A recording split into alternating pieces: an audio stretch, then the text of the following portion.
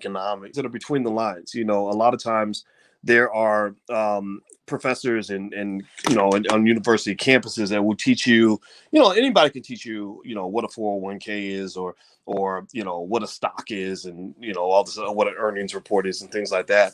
I think that it's the stuff that's between the lines that's really going to make the difference for you. I think that it's sort of that stuff that they don't tell you in school that really makes a difference between people that do well and the people that struggle. The people that become millionaires and the people that just wish that they were millionaires. And so one of the things I like to do is I love the way money links to real life. I love the way our economic choices links to so many other things we see, things we see in the media, stuff like that. And I guess because, finance is my area, I tend to just see the economics, the black wealth issues everywhere.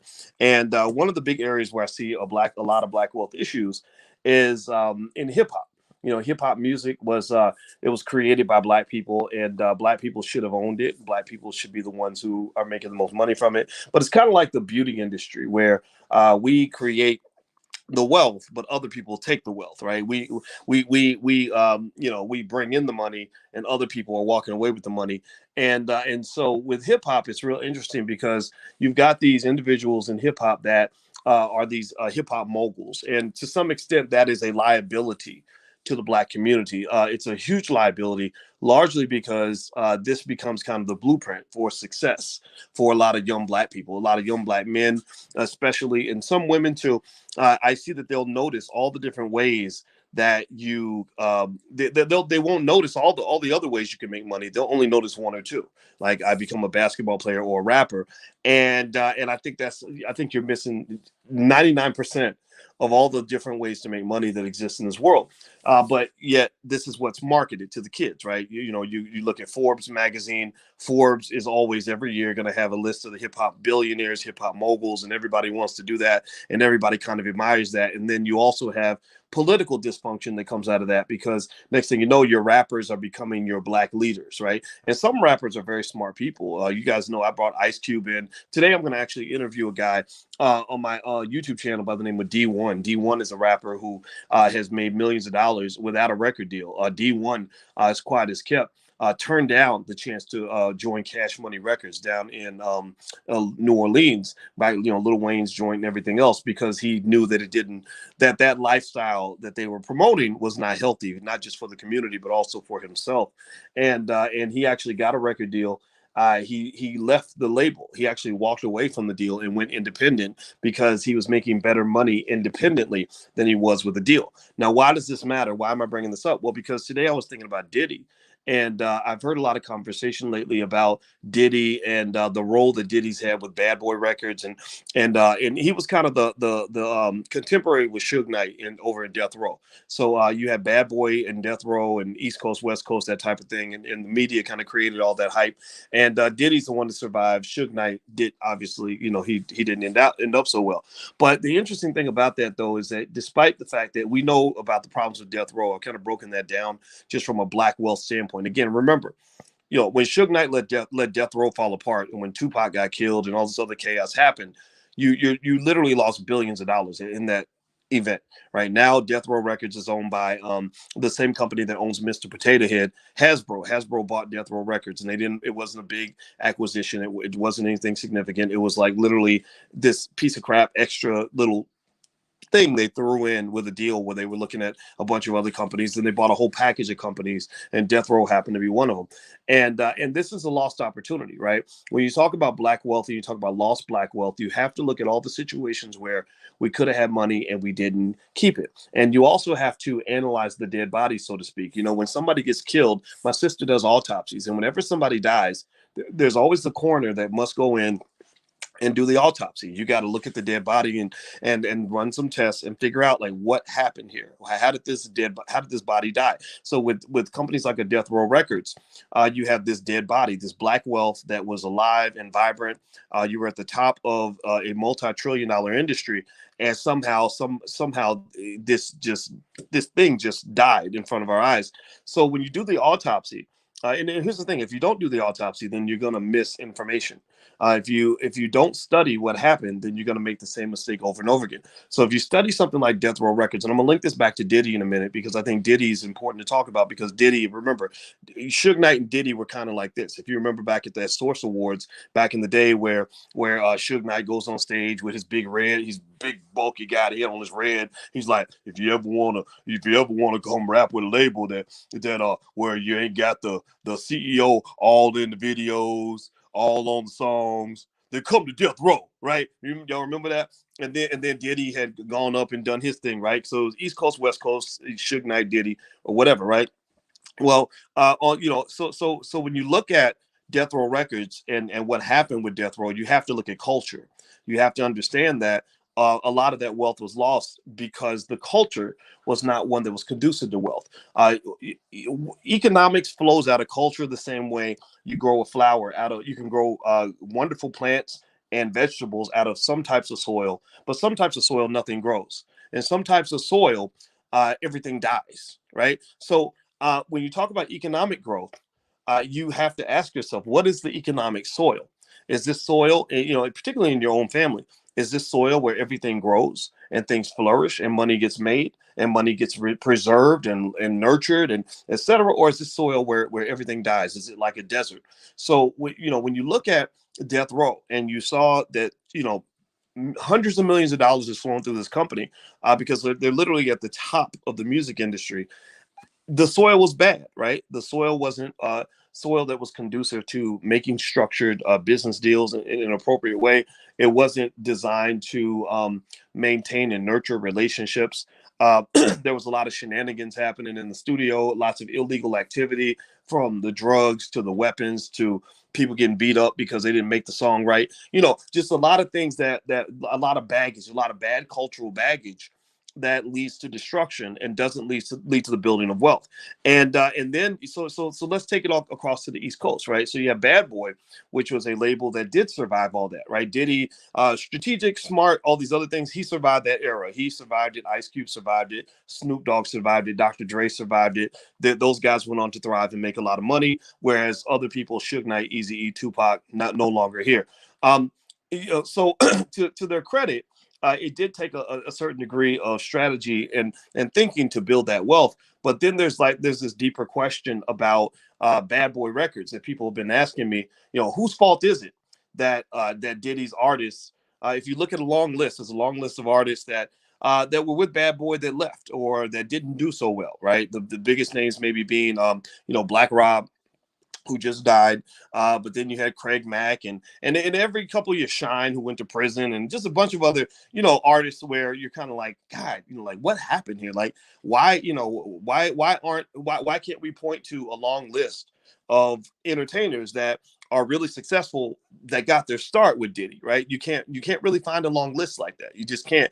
Even Biggie, is not here, right? And so it's interesting, right? And you contrast that to say somebody like, say, Russell Simmons, who I remember that they did a special. I know Russell. I've talked to Russell many, many, many times. I worked with him in 2013 to change the incarceration laws under the Obama administration, which was a real battle. And I shout out to Russell Simmons because he really held his ground and he really stuck to his word in that whole ordeal. And they put a lot of pressure on him. That was one of the things that made me sort of turn off to the Obama administration, because I saw a lot of things up close that the public doesn't get to see. And I was very disappointed at how hard it was to get them to do something that they said that they were going to do.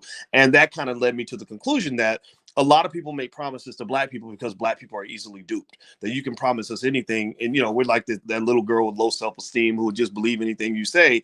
And then they just drop the ball and we just still keep worshiping the same people.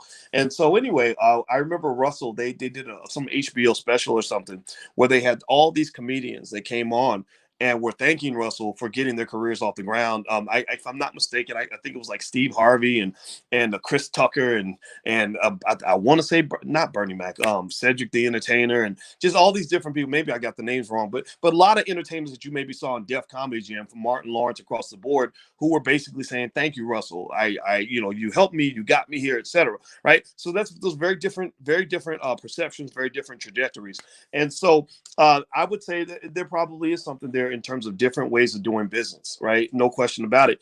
And I also am not would say that if someone wants to say that Diddy is that he does business in a way that is maybe ruthless and very straight to the point, and where he's going to make his money no matter what happens to you, that might all be true. I don't know. I've never met Diddy. Maybe one day I will. Maybe I won't. One of his people reached out to me, but I never got a chance to talk to him, and maybe we never will, and it's okay. But if Diddy's listening, he can come on this channel. I'd love to hear his point of view. But here's the point. Here's what I want to get to though with this, right? When you talk about Diddy and whether or not it's Diddy's fault that so many of his artists have struggled, right? If is it Diddy's fault that Black Rob died and didn't have any money and had to do a GoFundMe account? I guess I don't know if he had insurance or not.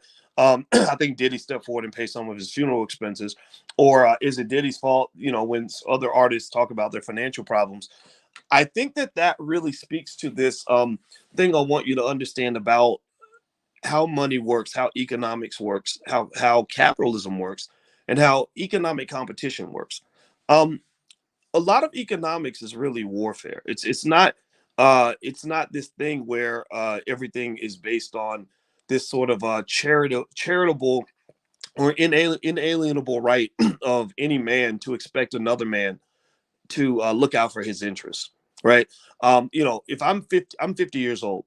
I can't think of another 50-year-old man that I can blame for my personal financial problems. If I'm sitting here, again, Black Rob had high blood pressure, right? That's what one of the things that caused the strokes and everything. I ran into high blood pressure a few years ago, and I had a choice, right? I had to change certain things, or bad things were going to happen, and I don't recall at any point saying it's somebody else's fault, right? Or maybe if you have financial problems and you're in your 40s and 50s, I can't think of somebody I knew in my 20s where I can look back and say that I'm struggling financially at the age of 45 because of what somebody did to me when I was 30 or when I was 25, right? And also I think that there's something to be talked about in terms of business, right? When you think about business, it's it's interesting because you have some people that do well and some people that don't. And if you look in the entertainment industry, you have guys like Ice Cube, for example, who sat down with Jerry Heller and NWA, and he offered them all $80,000 checks and gave a new Corvette or Ferrari or something, and just said all you got to do is sign on the dotted line. Well, all the guys signed except Ice Cube. Ice Cube did not sign, right? Because he said, I'm not signing this. This is not. I'm not going to sell my whole future for $80,000 in a car, right? Or if you look at things like brand management, proper brand management, meaning that if you work with a Diddy or anybody and they put you out there and you're famous, well, there are things you can do with that brand that go beyond just making another song. If you look at Nas right now, Nas leveraged his brand to make deals with some of these venture capitalists to form Queensbridge Partners, and they just made a boatload of money on the Coinbase direct listing. It's not an IPO; it's a direct listing, right? There's a difference there. You don't have to follow as many rules with a direct listing, and also with a direct listing, it is not a fundraiser for the company. An IPO is where companies go to raise money. A direct listing is where companies go to liquidate their shares, right? So you got to be careful about the Coinbase IPO direct listing because what's happening is that the reason the share shot up so high and then started going down is because when the higher the price goes, the more the insiders realize that the price is too high and they go ahead and start selling. So when they start selling, you got to ask yourself, should I be buying? Should I be buying something that somebody is dying to get rid of? That might mean that the price is a little bit too high. Okay.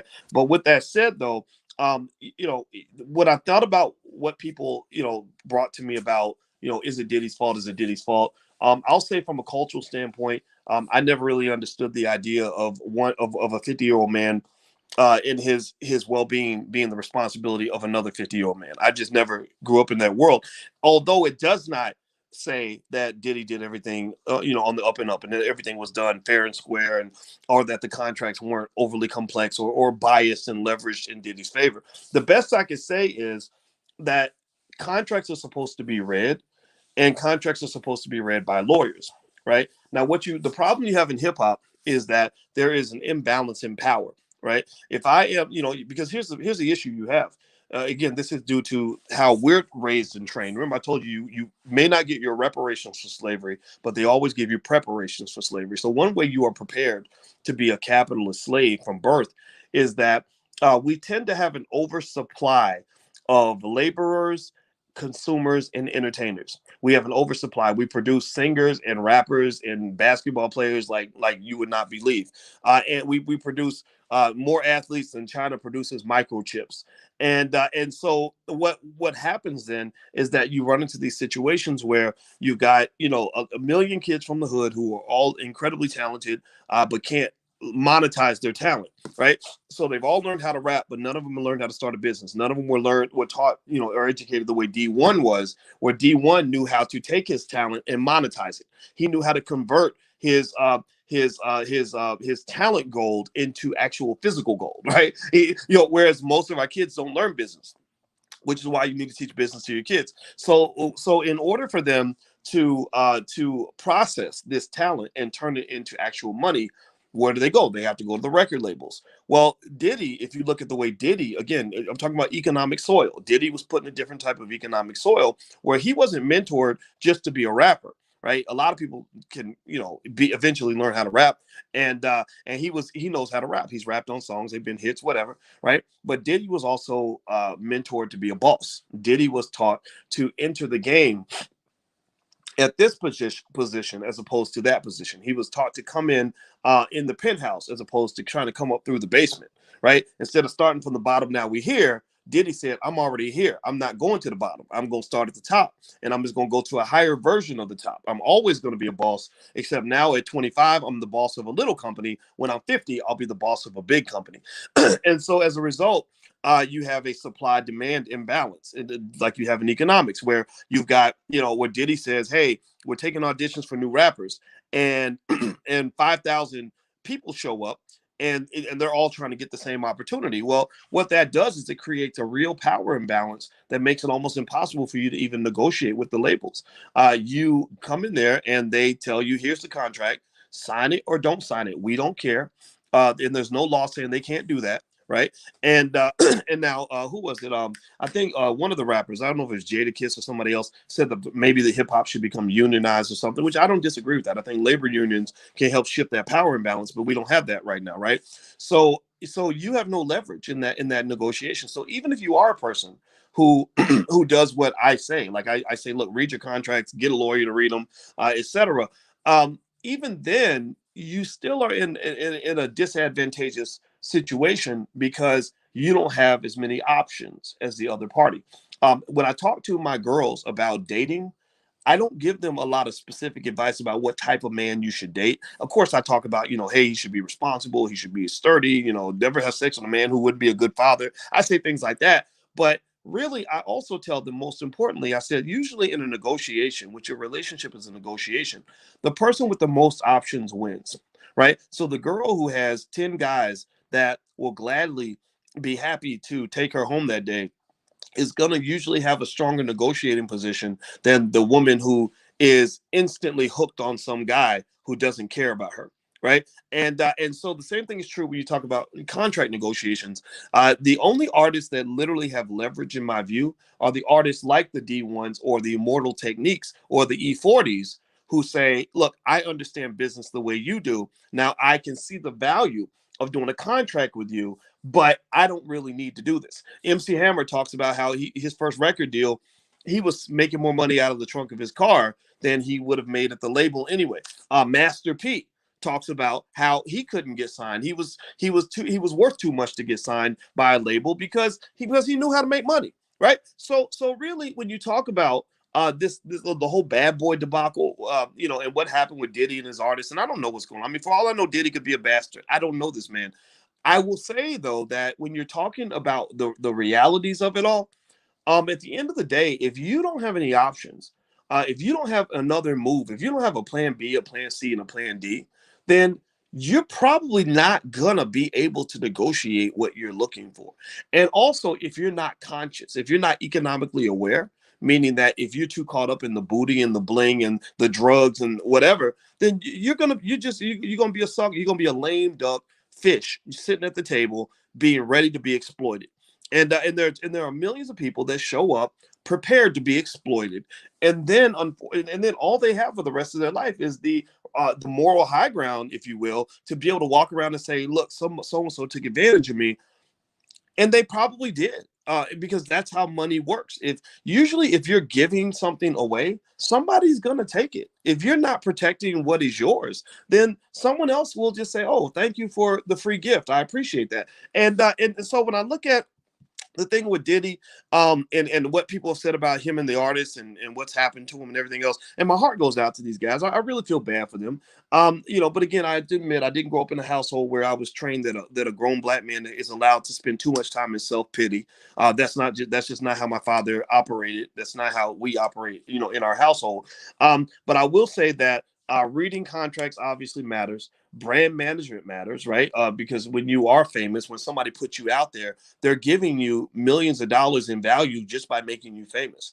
And if you know what to do with that fame, then you're in good shape. If you have no idea what to do and you're leaning on a record label or a movie studio to help you monetize that fame, then you're probably at a disadvantage. I also look at the hip hop culture, and we talk about fertile economic soil. Hip hop, the toxic side of hip hop culture, not all of it, because hip hop is very diverse. It's extremely diverse, right? So we're not talking about all hip hop. We're talking about that segment. You know what I'm talking about. That segment of hip hop that really breeds a lot of very unhealthy habits that create very toxic, self-destructive economic soil. I'm talking about a culture that glorifies ignorance, where the dumber you are, seriously. And I'm not making fun of the young kids today that are rapping now, but my God, like literally, it's like being as stupid as possible is like celebrated, to the point where you got your smart people imitating your stupid people because they want to fit in. That is literally something that some white supremacists is so happy about, because we've trained black people to want to be as dumb as possible. And then so you talk about glorification of ignorance, financial excess, right? I'm going to rap about how much money I have and how much money I gave away, which basically means I'm rapping about being a complete financial sucker. Like, I'm literally rapping about how stupid I am financially, because I just went to this white man's jewelry store and gave him $10 million of my great grandkids' money, right? That 10 million could grow to 100 million if I invest it properly and leave that as part of my legacy. But instead, I'm bragging to the community. I'm mass marketing economic self-destruction to my community by telling them that my sign of status is the fact that I just gave $10 million to a white man. What the hell's wrong with you? That's insanity to me. It's absolutely crazy. The sexual irresponsibility is a big problem in a lot of hip hop. When you have guys just literally rapping about how many women they have run through, do you understand how deep that rabbit hole goes in terms of the number of problems that are created in a community when you have that kind of mindset? When you're talking about all these poor little girls, think about this, process this for a minute. This is, again, I talk to intelligent black people. Stupid people should probably not be here. So if you want to be here, you either have to be intelligent or want to be intelligent. One of the two. If you're not in that category, this is going to sound stupid to you. You're not going to get it. I remember when Eazy-E died of AIDS, and y'all remember that. And everybody talked about Eazy-E. And I thought that was so interesting that everyone talked about Eazy-E, but nobody talked about how many hundreds and hundreds of women Eazy-E must have slept with before he died of AIDS, right? And he's not the only one. Usually they'll claim to die from something else, because AIDS is a stigmatized death. So very rarely will it get out that somebody died of AIDS. Usually they'll die. It's like, oh, it was kidney failure, or oh, it was blah blah blah, whatever. I don't know, but there's usually, like, I know this. I saw this up close. I knew someone who died from that, and his family didn't announce it that way. They announced it as something else, right? And so I thought about that, and I said, this is interesting, because people that have lots of sex with people who have lots of sex. So I'm a mathematician, and in mathematics, we have something called a multiplier effect, or what might call a ripple effect. And that means that it's like, if you think about COVID, for example, why do people overreact when, say, 100 people get COVID? Well, that's because that 100 people may spread it to another 1,000 people, who spread it to another 10,000, who spread it to another million, right? So that just the health effects alone of sexual irresponsibility is huge. And that, I'm not even talking about unwanted pregnancies and baby mama-itis. You go deeper down that rabbit hole. Let's talk about that. Uh, if you ever want to have financial problems, if you ever want to destroy yourself financially, brothers, go out here and have a bunch of kids with a bunch of women, and watch how badly that child support court will whoop you in your ass. Like that child support court will take every penny you have to the point where you are no longer an economic player in this game of life. You have almost no ability at that point to build any sort of empire, any sort of legacy of wealth, because they got you scrambling. They got you scrambling. You can't secure anything. It's almost like when I play, you guys know that I started playing the video games and stuff with my kids just for fun or whatever, and we talk about stocks and stuff while we do it. And so I'm meeting a lot of brothers when we play. And one of the things that can happen is it's this thing called the war zone. So you're literally dropped in this battle zone. You guys have seen me talk about it. I'm not going to talk about it too much, but it's so much fun, right? I'm really having fun. And the thing is, you're going to war, right? You're going out with your crew, and you're going and you're finding other teams, and you're fighting in a battle with all these other teams. And sometimes we'll just get our butts kicked. And I'll say, guys, the reason we got our asses kicked is because we're scrambling. You were running that way, I was running that way. You weren't telling me what was going on. We were running for our lives, trying not to get shot. We didn't have our weapons ready. We didn't have our system set up. We didn't have our protection, our defenses set up. So we got our butts kicked, right? Well, the same thing is true with black men and women that want to be empire builders. If you spend all your time scrambling, then you can't spend very much time winning. If you're spending all your time avoiding destruction, then you can't spend any time engaged in constructive activity, right? If you spend all your time playing strugglenomics, then you have no ability to play powernomics. You can't play offense when you're busy playing defense. So when you go out here and you're not thoughtful about the first business you'll ever run, the first empire you ever build is your family. Where you plant your seed, black man, is one of the most important decisions that you'll ever make. So you run around, chasing the big button to smile, and dropping it on any girl that offers it to you, then you can find yourself in a situation where you can't build anything because you're gonna be scrambling. You got bullets coming at your head from every direction. You got angry babies, mamas destroying your children and taking all your money and talking bad about your name and ruining your reputation, right? So what I would just say though is that with hip hop culture, it's very unfortunate that so many black men are swayed by this, because it teaches a kind of it teaches the version of manhood that is not built for the development of empires and the building of kings. In fact, Ice Cube, the reason I like Ice Cube a lot, and I would say that we're friends, because I like the brother from what I've the conversations we've had. I really think he's a cool guy, and he had a song years ago that I loved, and it was called "Ass Over Cash." Go listen to that song. It's from like 1998, 99. And in that song, we were both in our 20s at that time. And basically, what he was basically saying in the song is, if you're a black man, you have to have some degree of sexual discipline if you ever want to achieve. Meaning that if you run around just chasing women and you're not chasing the things that matter to you, it might be power, it might be stability, it might be happiness, it might be peace, it might be protecting your children, whatever matters to you. If you're just constantly just chasing one random woman after another, you're gonna end up scrambling in these crazy situations that you can't come back from. Okay, so you talk about the toxic culture, the glorification of ignorance, the celebration of financial excess and irresponsibility, sexual irresponsibility, the violence, right? Every 3 weeks, we hear about a rapper who died from either three things tend to happen to rappers. This happens at least once a month to some famous rapper. Either some rapper dies from a drug overdose or some other health related activity. A rapper gets murdered by somebody else. It's happened to a lot of the young guys now. Or a rapper goes to prison.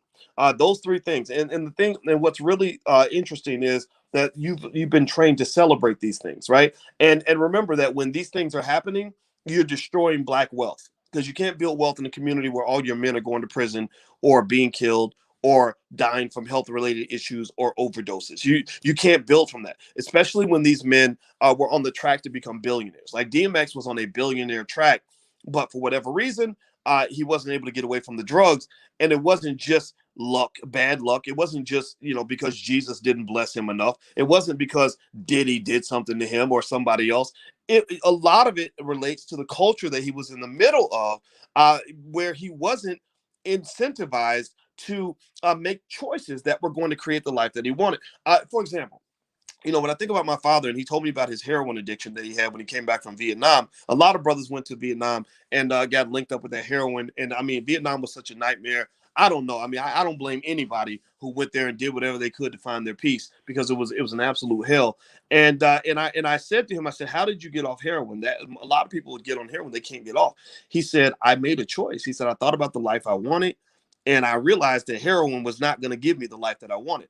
And as a result of that choice, my father has a legacy, right? Like I'm sitting here, I talk to 100,000 people a day, and I speak very highly of my father. So even when my father's gone, he will live forever, because all of y'all know about my daddy because I talk about him all the time, right? But then on top of that, he's got children and grandchildren that look up to him, that love him, grandchildren, great grandchildren that will be multimillionaires. He's got a family name that is very well respected, right? And so you compare that to what would have happened if he'd taken Plan B, right? What would have happened if he'd opened up door number two, which was the door of a life of heroin and women. And believe me, I mean, all that was available. He talks about Vietnam and how the women were all available, and then he come back to the States and there's women everywhere. And I saw women flirting with my dad when I was young, and etc.